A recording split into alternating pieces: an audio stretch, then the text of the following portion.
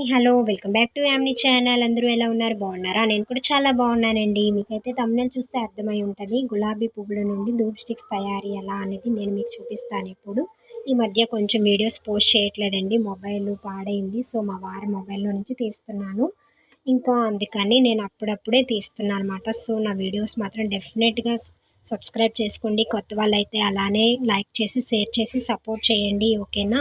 ఇంకా మెయిన్గా అయితే నేను గులాబీ పువ్వులు ఉంటాయి కదా, అవి రెక్కలు ఎండిపోయిన తర్వాత దాంట్లో కొంచెం కర్పూరం అయితే తీసుకున్నానండి, ఒక 5-6.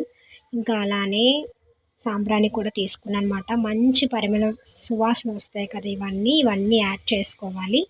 నేనైతే పొడి చేసుకొని తీసుకున్నాను. మనకి అన్నీ అవైలబుల్గానే ఉండిద్దండి, మనం తయారు చేసుకోవాలి అనుకుంటే మనకి పూజా సామాగ్రిలు ఇవన్నీ దొరుకుతాయి అన్నమాట. జవాది చూడండి, ఇదైతే మంచి పరిమళం ఇస్తుంది అనమాట, నాకైతే బాగా ఇష్టం. ఇంకా అలానే అమ్మవారికి, లక్ష్మీదేవికి అయితే ఇది చాలా ఇష్టం అండి. సుగంధంలాగా మనం అమ్మవారికి అలంకరిస్తే ఎంతో బాగుండిద్ది కదా.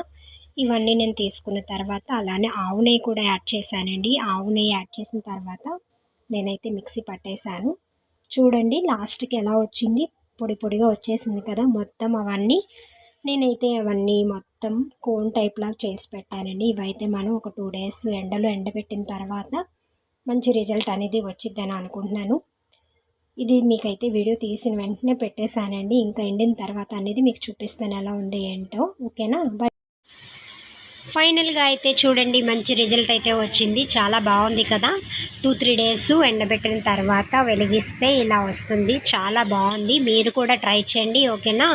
ఇంకా ఈ వీడియో కానీ మీకు నచ్చినట్టయితే లైక్ చేసి షేర్ చేసి సబ్స్క్రైబ్ చేసుకోండి. Bye bye.